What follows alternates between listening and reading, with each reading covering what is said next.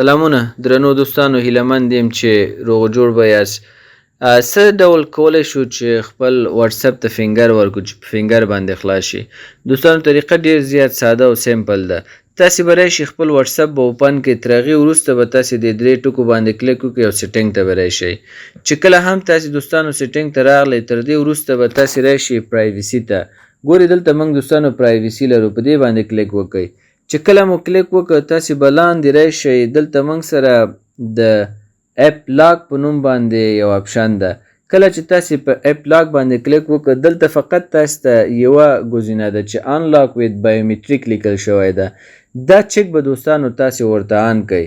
کله چې زه دا چک ورته آن کړم، اوس ماته راځي زما فنګر، زه به خپل فنګر ورته اضافه کړم. دوستانو ماته دا مینو خلاصوي.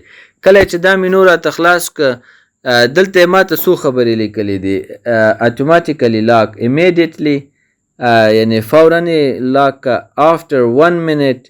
د کله چې زه واتساپ اوپن کوم او بیا یوه دقیقې پورې په هغې کې کار نه کوم، نو بیا څنګه که لاک که دوباره چې تر څو زه خپل فنګر ورنه کړم باید اوپن نشي. after 30 minutes، د 30 دقیقو یا نیم ساعت څخه وروسته که چېرته زه خپل واتساپ خلاصوم او نیم ساعت پورې زه په هغې کې کار نه کوم، نو دا بیرته لاک کېږي تر څو چې ما خپل فنګر نه وي ورکړی. نو موږ سره څنګه کېږي؟ نان لاک کېږي.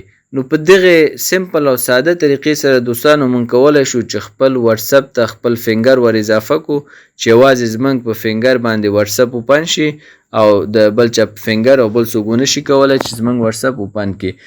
که چېرته بیا ستاسې ضرورت نه و دغه حالت، نو تاسې دا چک ورته دوباره څنګه کوئ؟ آف یې کوئ.